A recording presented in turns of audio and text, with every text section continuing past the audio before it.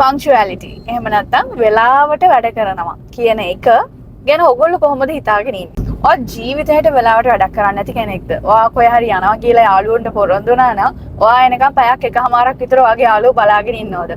එහෙනම් ඔයා කරන්නේ ලොකු වැරද්දක්. මොකද punctuality කියන එක ඔයාගේ ජීවිතේට එකතු කරගෙන නැහැ. ඔයා කොච්චර ලස්සනට ඇඳත්, ඔයා කොච්චර ලස්සන මේකප් එකක් දැම්මත්, ඔයා මොනතරම් හොඳ රැකියාවක් කරත්, ඔයා punctual නැත්තම්, ඔයා වෙලාවට වැඩක් කරන්නේ නැත්තම් එතන ලොකු ප්‍රශ්නයක්. ඉතින් මම මේ punctuality කියන එක ගැන හොඳටම ඉගෙන ගත්තේ මගේ මේ cabin crew රස්සාව නිසා.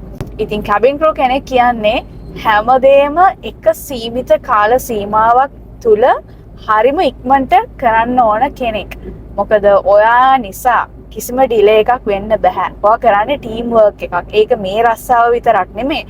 ඔයා මොන තැනක වැඩ කරත් ඔයා ඉන්නේ ටීම් එකක් එක්ක. කොටින්ම ඔයාගේ ෆැමිලි එක කියන්නේත් ටීම් එකක්. ඉතින් ඔයාගේ එක පරක්කුවක් නිසා, ඔයාගේ විනාඩි 2 3ක හරි 10ක 15ක හරි පැයක හරි පරක්කුවක් නිසා වෙන්න පුළුවන් දේවල් බොහොමයි. මිනිස්සෙක්ගේ ජීවිතයක් වුණත් එක්කෙනෙක්ගේ ඩිලේ එකක් නිසා නැති වෙන්න පුළුවන්.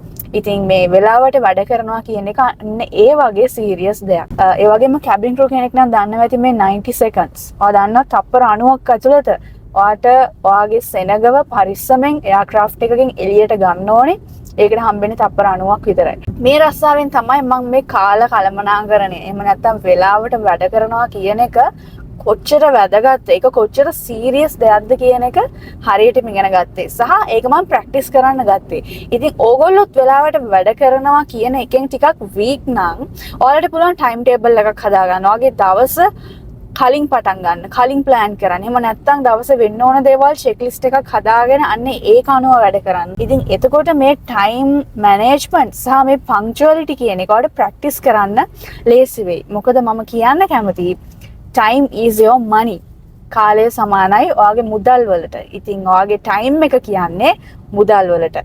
ඒ නිසා හොඳට මතක තියාගන්න. ඔයාගේ අතින් දෙයක් වෙන්න ඕන නම්, ඔයා එක තැනකට report කරන්න ඕන නම් මේ වෙලාවට, ඔයාගේ අතින් දෙයක් submit වෙන්න ඕන නම් අන්න ඒ දේ වෙලාවට කරන්න. මොකද ඔයාගේ එක පුංචි පරක්කුවක් නිසා මුළු ටීම් එකක්ම, මුළු කම්පැනි එකක්ම ගොඩාක් ලොකු පිරිසකට ඒක එෆෙක්ට් වෙන්න පුළුවන්. ඉතින් ඒ දේ ඔයාගේ අතින් වෙන්න එපා. සහ ඔයා කොච්චර ලස්සන කෙනෙක් වුණත්, ඔයාගේ වටිනාකම් කොච්චර වැඩි වුණත් මේ වගේ එක පුංචි දුර්වලකමක් නිසා ඒ හැම දෙයකින්ම තේරුමක් නැති වෙන්න පුළුවන්. ඉතින් ඔයා වෙලාවට වැඩ කරන්නේ නැති කෙනෙක් නම්, ඒක ඔයාට කරන්න අමාරු කෙනෙක් නම් අද ඉඳන් හොඳට හිතා ගන්න මම වෙලාවට වැඩ කරනවා සහ ඒ වෙනුවෙන් ඔයා ඔයාගේ ජීවිතය සැලසුම් කරගන්න.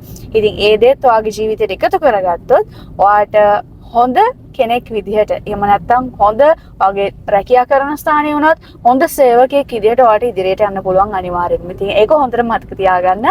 punctuality සහ time management කියන එක හොඳට ප්‍රැක්ටිස් කරන්න ඉගෙන ගන්න.